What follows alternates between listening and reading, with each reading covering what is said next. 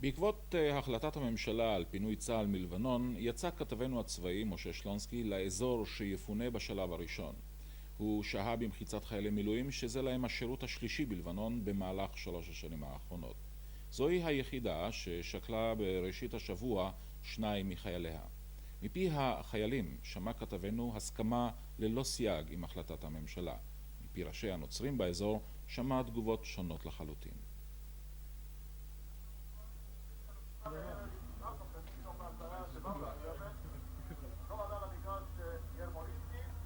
יום רביעי 9:30 בערב.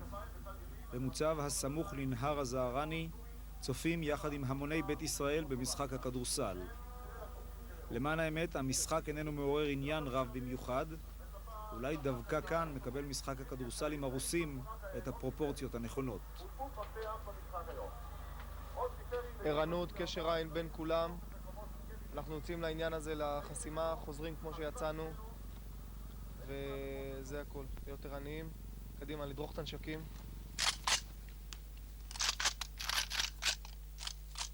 לסיור הלילה שיוצא לדרך, כללי משחק שונים לגמרי. אמנם גם כאן לא יודעים כיצד זה יסתיים, אלא שכאן אסור לך להפסיד, לטעות, למעוד, לירות ולא לפגוע.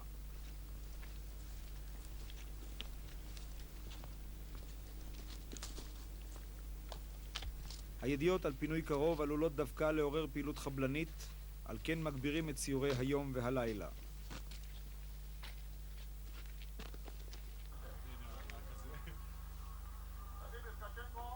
טקצ'נקו היום גורם לעתים לתחושה של חוסר אונים. באופן בוטה אולי נאמר גם הנוכחות כאן, בגזרה שבין הזהרני והליטני.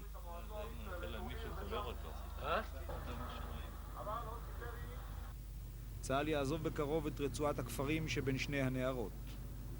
בלי הגזמה רבה אפשר לומר שכל קילומטר כאן ידע פיגועים, מטעני צד ומערבים. שרשרת הכפרים השיעים סרפן, סקסקיה, אנסריה ועדלון מציגה בפני צה"ל את הבעיה במלוא עוצמתה.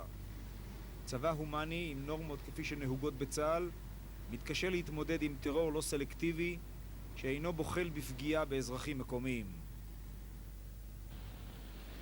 מרבית השיעים מרוצים כי צה"ל עומד לעזוב, אבל מעט צפונה יותר בין צידון לג'זין, ברצועת הכפרים הנוצרים לאורך נהר האוולי, התחושות הן הפוכות בדיוק. פחד מפני הבאות ואכזבה מישראל ומהציפיות שהיא עוררה. ג'ורג' אדמון חורי, אחד ממנהיגי הנוצרים באזור, קשר קשרים טובים עם ישראל. בעל נכסים הידוע כאדם שאינו חושש לומר את אשר עם ליבו, גם לטלוויזיה הישראלית. ובלבנון משלמים על כך לאחרונה מחיר כבד. أنا بحاجة لإسرائيل لأنه نحن شفنا بهال10 سنين هذا ما كان حدا معنا أبدا.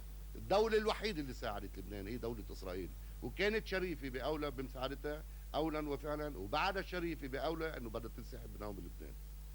لكن بأسف إنه مستر رابين يقول إنه نحن مش مستعدين نعمل بوليس للمسيح للبنان أو لأي شعب بلبنان. أنا مش طالب منك تكون بوليس. أنت فت على لبنان لهون، فت كصديق وكحليف، وفت لمصلحة. إلك مصلحة مثل ما أنا مصلحتي. اليوم إذا عملت تقول إنه ما إلي مصلحة بلبنان اقتصاديا، هذا يوم من الأيام كيف بده يتأيد على جبين كل إسرائيلي من خلال المذابح اللي بدها تصير إذا انسحبت إسرائيل. وصمة عار على جبين كل إسرائيلي وقت اللي بدها تنسحب من هون، ويصير نفس الشيء اللي صار بالشوف.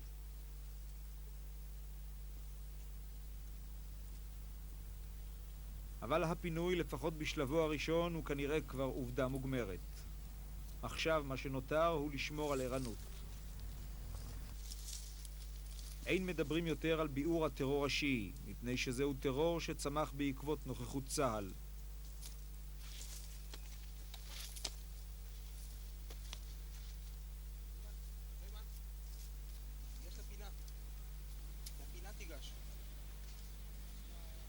שם הם היו אתמול.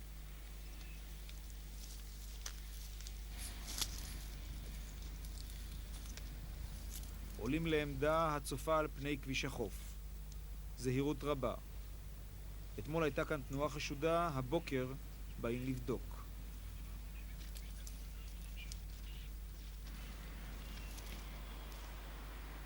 מה נראה לך שהוא עושה?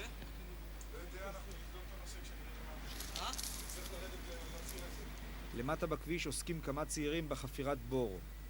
בהחלט ייתכן שזו אינה פעולה תמימה כל כך. מה שאנחנו עכשיו כרגע רואים זה שהוא משהו חשוד, הוא מכסה ליד עמוד חשמל, כיוון הכביש. בתצפית שלנו אנחנו רואים איזושהי תנועה שאנחנו כרגע, אנחנו נברר את זה בהמשך מה הוא עושה בדיוק. כל פנים, לגבינו, זו תנועה חשודה שאנחנו צריכים לבדוק. מתכוונים לרדת אל הכביש לבדוק. לפתע מצפון שני רכבים של צה"ל הנעים במהירות לעבר מקום הבור.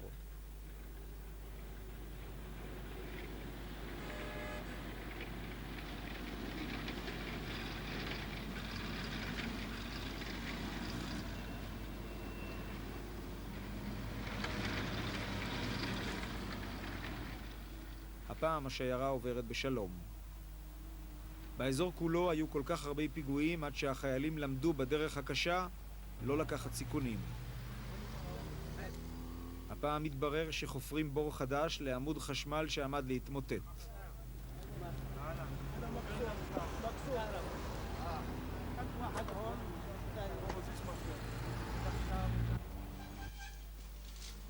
הסיור נמשך.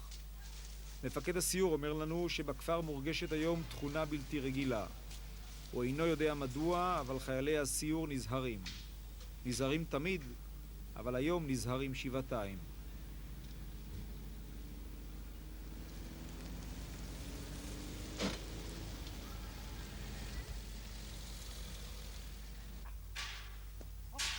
הכוונה היא לתת למקומיים לנהל חיים סדירים. מקווים כי ככל שיהיו עסוקים בעבודה יפחתו הפיגועים. הסטטיסטיקה מלמדת עובדות אחרות. כמות הפיגועים בחודשים האחרונים נמצאת בעלייה.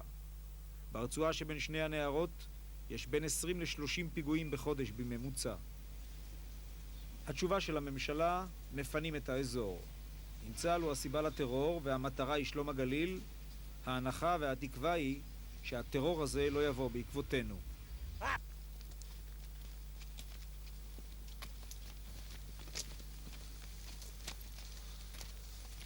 אתם חשבתם על זה שעוד שבועיים שלושה כבר למעשה לא יהיו פה חיילי צה"ל? שמחנו על זה. שמחנו לשמוע על זה. אתם האחרונים שעושים פה את הסיבוב? אני מתאר לעצמי שכן. אני גם מקווה ככה. למה? היה די מתח. 9 שעות פעילות של מתח כל הזמן. המון מתח. מתעייפים נורא. גם מעט אנשים, אז אתה מתעייף גם פיזית. קשה. זו פעם ראשונה שלכם בלבנון? לא, זו פעם שלישית. זה הולך ונהיה גרוע יותר או מתרגלים יותר? יותר גרוע, כל פעם יותר גרוע. כלומר, אתה מוכן לפרט? יותר גרוע. בפעם הראשונה שהיינו זה היה קצת אחרי המלחמה, אז הסתובבת חופשי בכל מקום, כולל כביש החוף. פעם השנייה היינו בגזרה מזרחית, כמעט שלא היו יריות, כמעט שלא היו חששות. פעם אתה עולה לשמור, אתה מצפה שיראו בלילה, רק על רכשים. אתה הולך בסיור יום, אתה לא יודע מאיפה הם יצאו, או איפה יופעל יותר נכון המטען צד. בסיור לילה בכלל אתה לא יודע מאיפה זה ייפול עליך.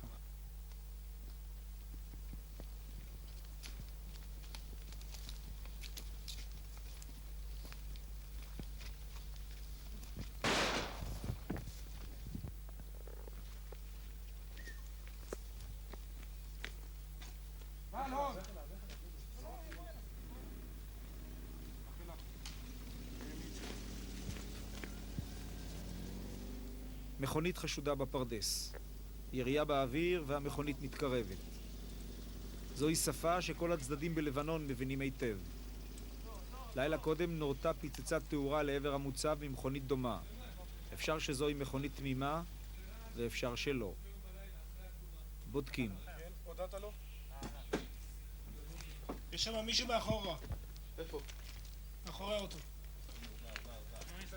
בסדר. תשאיר אני לחפות על האוטו. יש לנו פה את זה.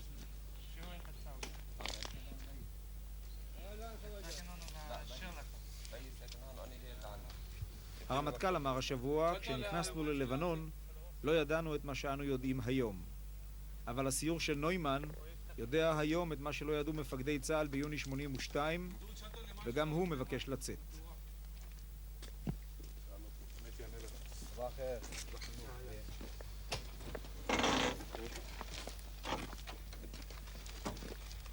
יש לכם חששות שהטרור הזה שפה פוגע בנו כל הזמן יזוז גם בעקבותינו דרומה? לי יש חששות שאי אפשר לשנוא בערבון מוגבל או בשטח מוגבל. אני חושב שהם כבר שונאים אותנו מספיק בשביל לדפוק אותנו כל הזמן. גם בשטח שלנו, גם בישראל. זאת אומרת שאתה מעריך שזה טרור שהתגלגל לתוך הגבול? אני הקטן, כן. לא יודע אם זה הפיתוח הנכון, אבל אני חושב שכן. יש לכם אנשים אצלכם שלא רצו להגיע הנה לשטח ובכל זאת הגיעו בגלל הנושא של חברים? אני מעריך שיש הרבה כאלה. כולם לא רצו להגיע מרוב פחד, זה בטוח. ויש כאלה שגם יש להם דעות פוליטיות נגיד, אבל כולם הגיעו. ואיך התחושה שעומדים לזוז עוד חודש או אולי עוד חצי שנה בכלל מלבנון? זה רק הקלה שבמילואים הבאים כבר לא נצטרך לעשות את זה. תודה. לפחות זה. רק נרגעו הדי המאבק על עתה, ואנו צפויים בעתיד הקרוב למומות קשות של